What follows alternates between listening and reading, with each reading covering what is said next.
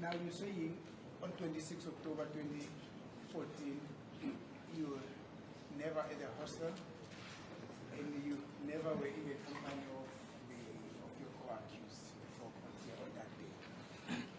Athi-ke ummeli kamfowethu manje usho ukuthi ngelanga lange-26 ngenyanga ka-October ngomnyaka ka-2014 kade ungekho sehostele lase-Vosloorus futhi kade ungahlanganele nabafowethu. Yeah. Yes. Thank you. The Constable Zungu further told this court that but now this is everything that had to do with what happened according to him, at the Basotho Hostel where there was that celebration.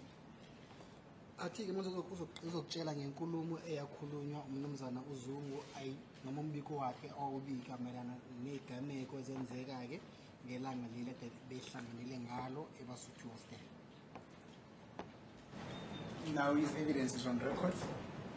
He says something specifically as it relates to you, that you were at a hostel, and at some point whilst you were at the hostel, you went out with your co-accused here and came back. Upon your return, you then started to celebrate by standing over it's a chair or a table, and you declaring that have people heard that Senzo has just been killed. Did you hear him say that? Bathi khona-ke ufakazi obalethwa uZungu futhi kushicilelwe la enkantolo ufakazi wakhona kuwukuthi ngalo ilanga leli edini lapha ehostel nihlanganele khona-ke wena futhi nabafowethu namuka noma naphuma nahamba bese nabuya futhi ngemuva kokuthi besenesele nibuyile ngaphakathi ehostel futhi ngesikhathi ade nisahlezi bese nijabule laphayana wena wagibela phezu kwesitulo noma phezu kwetafula-ke bese wamemeza washo khona njalo ukuthi ngabe besenizwile yini ukuthi uSenzo sekashonile. Bathi wamuzwa uZungu esho lokho? Yebo, uZungu ngamuzwa esho lokho. Yes, I heard Zungu saying that. What is your comment to that? Bathi wena-ke ungakhuluma uthini-ke ngayo le nkulumo uZungu awayikhuluma? Ngiyaphinda nge-26 zika-October 2014 angazange ngibe se-Vosloorus hostel eBasothweni. I still repeat myself again. I was never at the Basotho hostel in Vosloorus on the 26th of October during the year 2014. Akukho lapho engake ngahamba khona ngaphinde ngabuya ngazongena ehostela futhi. There is no way in which I left and I then returned back at the hostel again. Angazange kuze kube khona isikhathi la ngigelela khona phezu kwetafula ngithi mina uSenzo akasekho emhlabeni ngicelebrate. There was never a moment of myself climbing over a chair or a table celebrating and altering the words that Senzo was no more. Thank you. Now, the state, through Brigadier Kininda, further alleges that you participated in the killing of the deceased through an invitation that was extended to you by accused number 5, who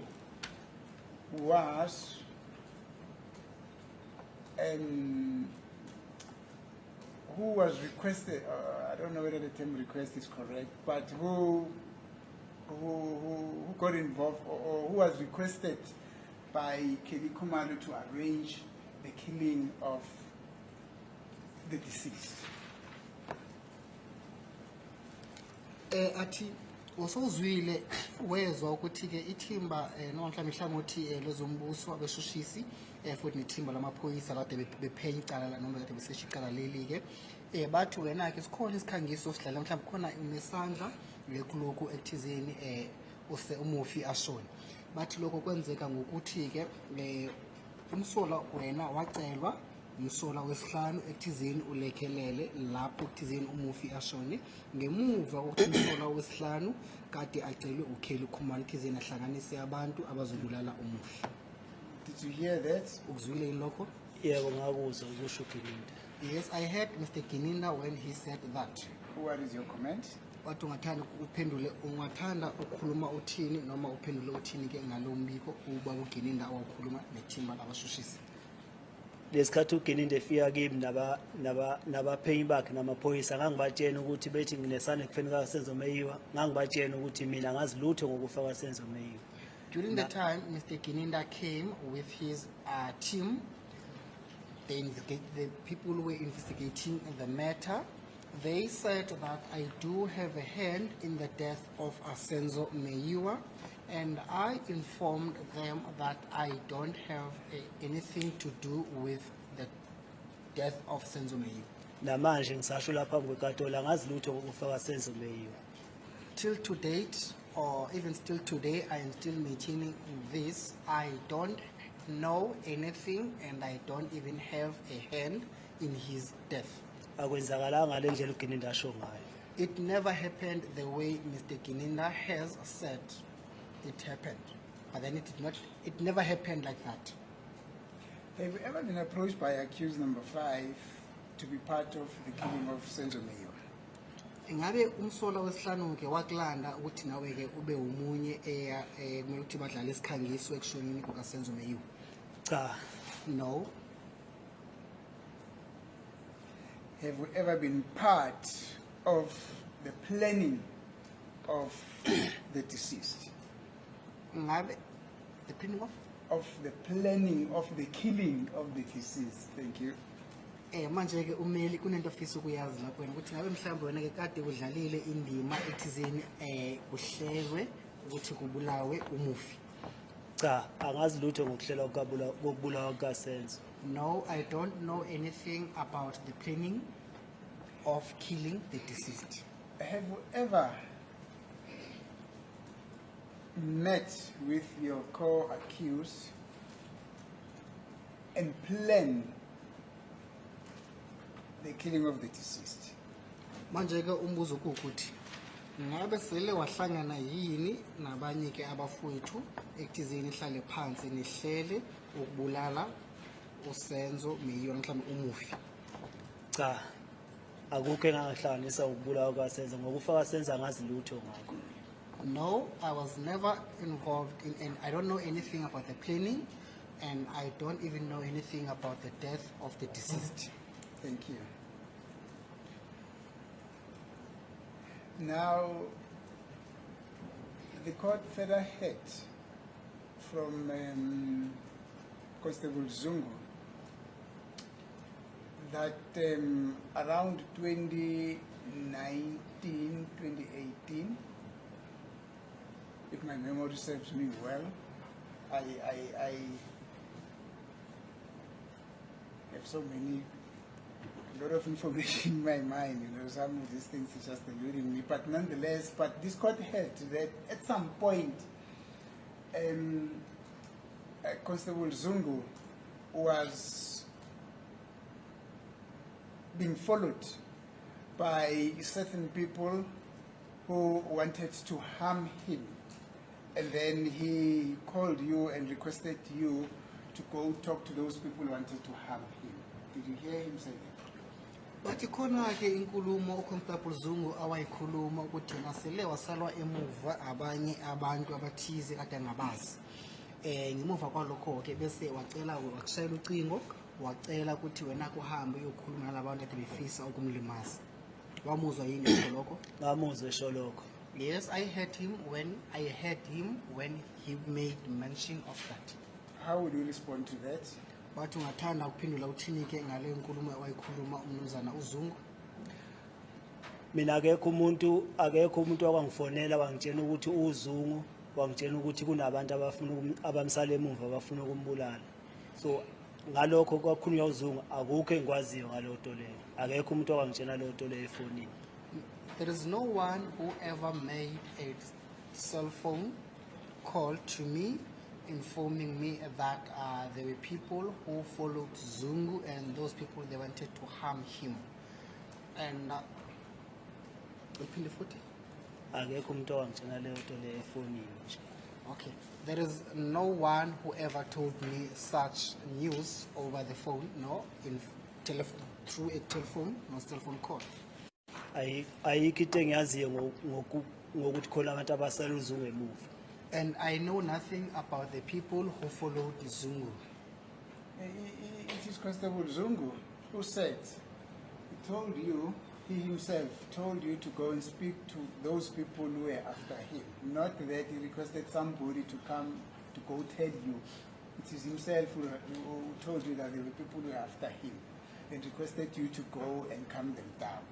Bathi ke uye ke uZungu mathupha owakhuluma nawe wakhulumisana ubuso nobuso mhlawumbe malana inkulumo leyo ke ekukuthi khona ke abantu abathize kade bemsale emuva befuna ukumlimaza bese bathi uZungu yena ke washo khona ngathi yena ke wakhulumisana nawe mathupha ekuthizini ke uhambe ke uyomkhulumela nabo labo bantu labo ethizini behlisa umoya. Akazi uzungu ngikhulume naye inkulumo njengaleyo ngoba ngisho ukuthi akukho engikwaziyo ngokulandela ukuthi uzungu khona abantu abayemlandela ngemuva akaze ngize ngikhulume naye inkulumo njengaleyo. I never had such a conversation with him. Just like as I am saying now, I never spoke with him about that. No, he never spoke with me about such news. Thank you. Now, the state that introduced evidence of cell phone records reportedly which happened between yourself and Constable Zungu. Bathi ke abashushisi bakhona ke into udaba mhlawumbe inkulumo abayilethile yokushicilelwa kwenkulumo ephakathi kucingo ke phakathi kwakho nomnumzana uZungu. Ama cell phone records ke lawo ngesingisi. Which could have happened around 2018-2019. Bathi lokho kungaze mhlawumbe sethi kwenzeka phakathi komnyaka ka2018 noma phakathi komnyaka ka2019. Yeah. Do you follow? Yeah. Now, did you ever had a telephone conversation over cell phone with Constable Zungu? Manje umbuzo ukuthi ngabe sikhona yini isikhathi la owakhuluma ngaso ukhuluma noConstable Zungu nikhuluma ocingweni? Asikho, akekho umuntu owakwathi engifonela noma ngakathi ngikhuluma naye wathi kimi uConstable Zungu noma uSizwe Zungu. Akekho umuntu ewakathi efonela mina wakhuluma kanjalo kimi. There is no one who ever mentioned nor introduced himself as Asizwe Zungu or Constable Zungu while I was talking with that person over a cell phone call. Thank you. Now, there's a further allegation that Constable Zungu, in fact, this is what Constable Zungu said, that at one point, around 2019 or 2018, he also met you at a wedding ceremony where you then discussed about the death of Senzo. Wathi futhi khona ke esinye isikhathi phakathi komnyaka 2018 noma phakathi komnyaka 2019 la wena ke uhlangana noConstable Zungu asitemshadweni la wena nakhuluma khona ngokushona kukaSenzo. Akukho umshado engangahlangana kuwo noConstable Zungu. Ayikho indawo engangakhuluma kuyo noConstable Zungu endaba yokufa kaSenzo. Angazi lutho nje indaba yokufa kaSenzo. I don't know anything about the death of Asenzo, and there was never a moment nor time where I met Zungu at a wedding ceremony. Mr. Smith, I know that the following will sound like not an intelligent question, but did you ever receive any form of a reward as a result of the death of the deceased in this case? uyazi ukuthi umbuzo lo mhlawumbe ungawutshela kahle ngathi umbuzo nje ongaqondile, kepha-ke umbuzo kuwukuthi ngabe ikhona yini into umklomelo owawuthola ngokushona kukaSenzo? Cha. No. Thank you.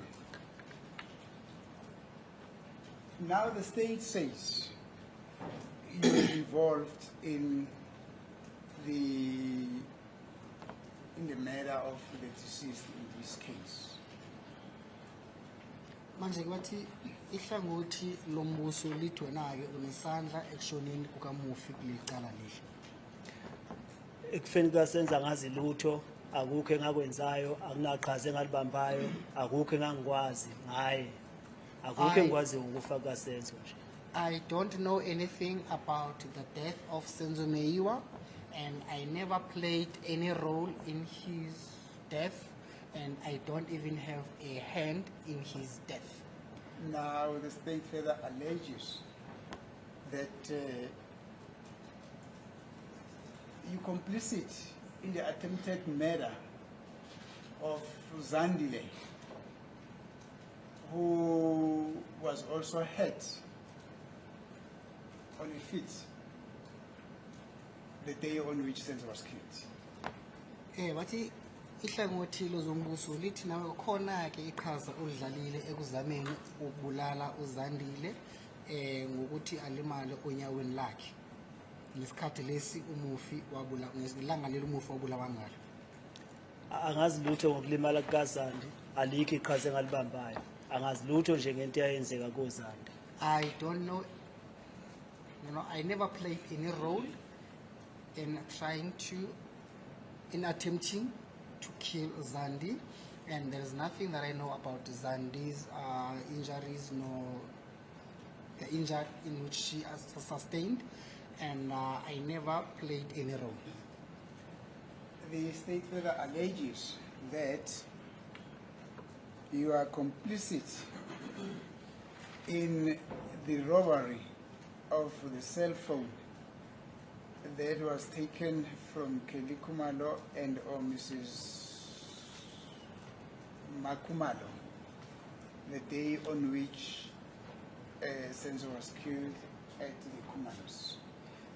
Bathi-ke abashushisi bathi wena kuneqhaza owadlala-ke thizeni-ke nibambe inkunzi ntathe futhi umakhalekhukhwini kaKelly futhi nomakhalekhukhwini kaMakaKelly ngelanga leli umufi awashona ngalo.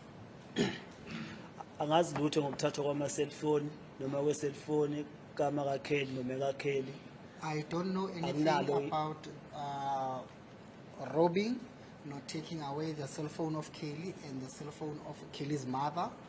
Akunalo iqhaza engalibambayo. And I never played any role. Angazi lutho ngokuthathwa kwamafoni abo. Further, I don't know anything about their cell phones being taken away from them. Thank you.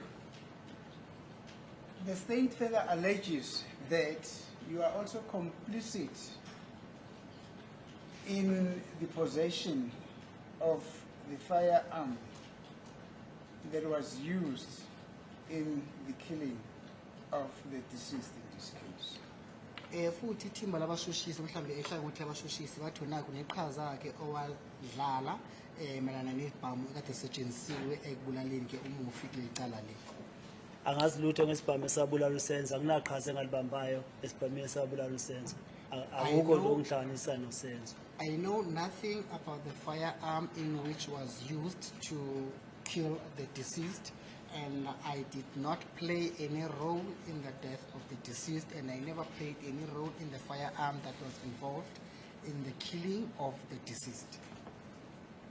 The state further alleges that you also are complicit in the possession of the ammunition that was fired from the firearm that was used in the killing of the deceased.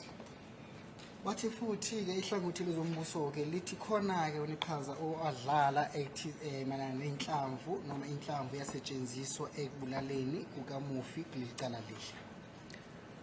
Angazi lutho ngey'nhlamvu ezabulala uSenzo. I know nothing about the ammunitions that they were used in killing the deceased. Akunaqhaza engalibambayo ey'nhlamvini ezabulala uSenzo. Akukho And kuhlanganisa nokwabulala uSenzo engikwaziyo. And I did not participate in the ammunitions that they were used in killing the deceased, and I know nothing about the death of the deceased. Thank you. Now, the state says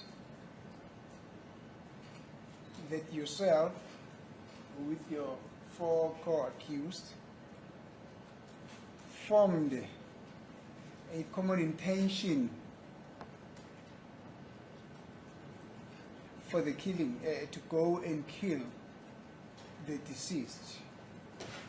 Bathi-ke ihlangothi lezombuso lithi lisho lokho okulandelayo okuwukuthi wena futhi nabanye-ke abasula nonkana niphelele nakha-ke uZungu mhlawumbe nakha-ke kushuthi nabayithimba ekuthizeni nibulale umufi. What's your response? Bathi ungathanda uphendula uthini-ke ngodaba lolo?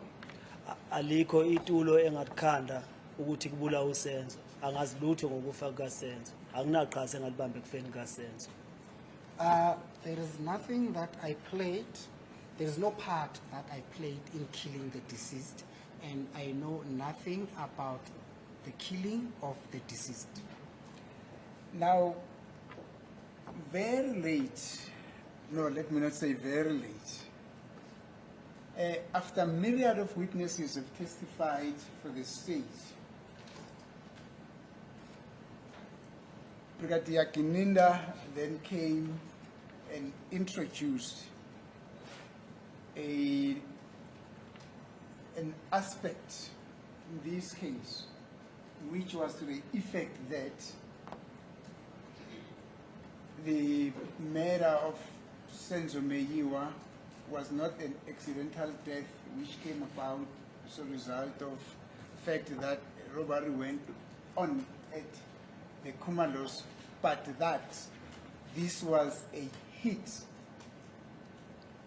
and that you and the other accused planned this hit at Basotho Hostel. At Basotho Hostel.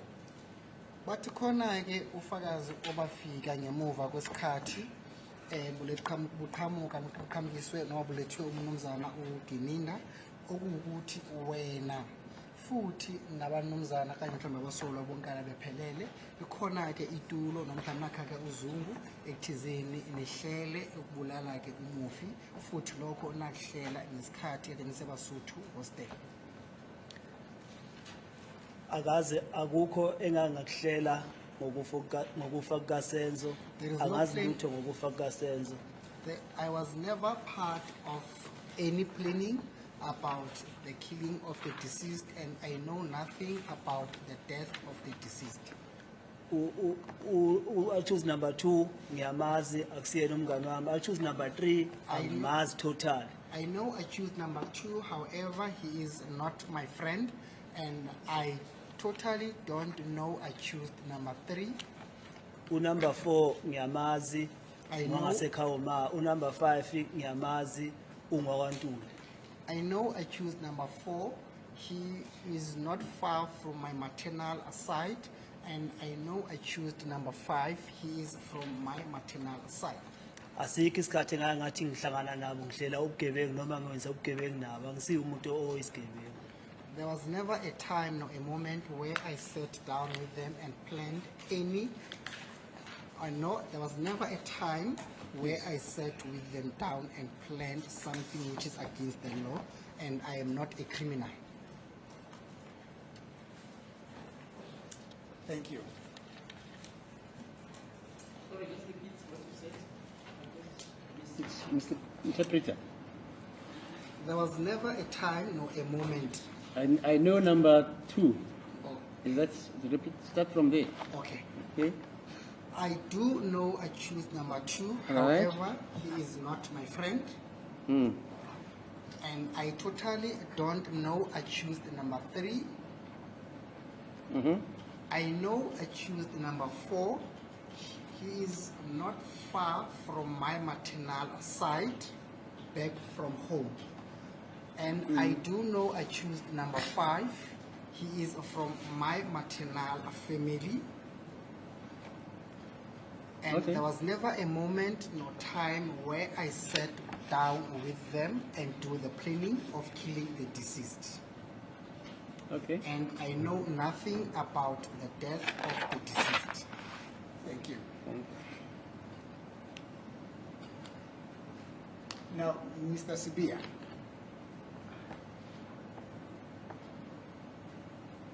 I am not so sure if there is anything that we miss. Is there anything that you wish to add in explaining one or two or some allegations that you could have missed out in relation to the allegations that were involved in the killing of the deceased?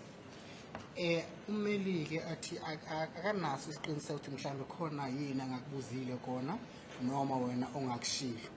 Kepha mhlawumbe ngabe khona yini into mhlawumbe eyodwa noma ezimbili noma mhlawumbe eyintathu ongafisa ukuthi uyikhulume mayelana nezinsolo lezi noma mhlawumbe amacala abaphisa wona ke ngokushona kukaMufi.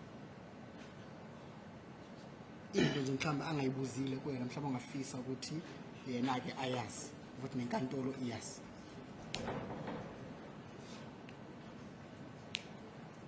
Ngicabanga ukuthi akukho umele angakubuzanga. I think there is nothing in which you did not ask, my lord. Thank you. But don't worry, re-examination is still coming. Athi ungahlupheki isikhathi sokuthi aphinda abuye futhi akubuzeke imibuzo siyeza futhi. Thank you. So nginga-add uma ngifisa uku-add. Can I add if I wish to add anything? Athi yebo. Engifisa ukukusho What I would like to say, it is the following. phakathi kwale katolo ukuthi yonke lento yayenzeka suka ngeyi-30 May 2020. What I would like to tell the court, it is the following. In all that happened starting from the 30th of May during the year 2020 kuze kufika kuyi-5 up until the 5th June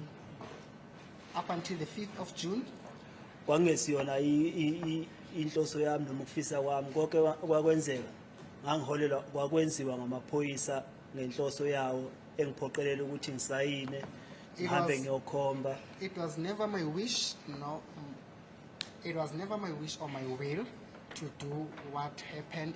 I did that with the intention, with the intention of the police whom they were instructing me what to do and what not to do. And even to go and do the pointing out, it was according to their instruction.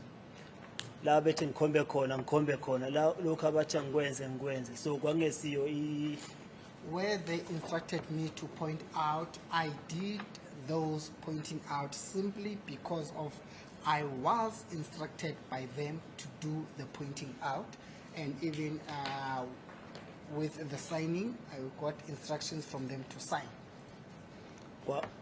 ngangiphoqelelwa amaphoyisa ukuthi ngenze lento ayifuna ukuthi ngiyenza lesikhathi lesi ayifuna ngaso. I was forced by the police to do what they wanted me to do at their own specific will and time.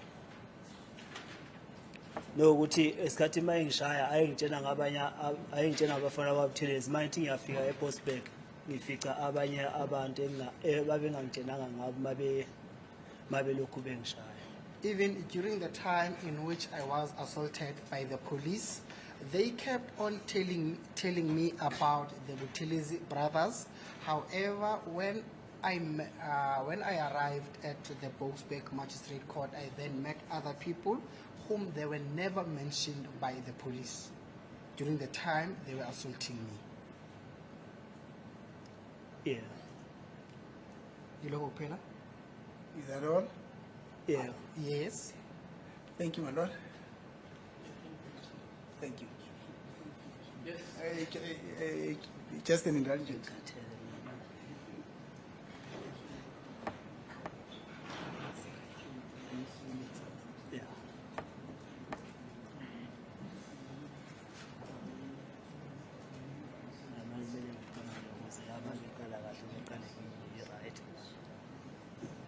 My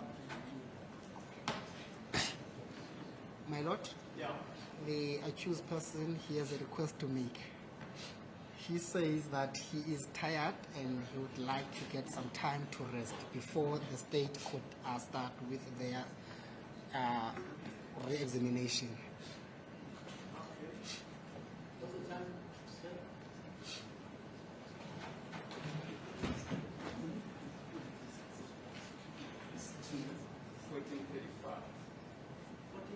$14:35.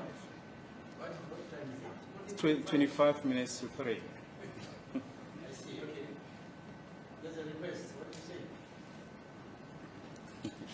Well, we are ready to proceed, my lord, but we will not insist if the accused says he's tired, my lord. We will not insist on proceeding. And be fresh for the whole morning tomorrow. Manje ke inkantolo ithandikuzana lakho wena-ke futhi manje ngabe ufisa ukuphumula manje bese siyaphinda siyabuya futhi noma ufisa ukuqala uphumule uqala manje zifika isikhathi sasebusuku sibe sesibuya kusasa-ke la uzobe khona-ke sowukahle kusesibeni esilungile sokuthi singaqala futhi siqhube kusasa. Bengaba right masibuya kusasa. It would be best if we were to come back tomorrow. Okay, fine.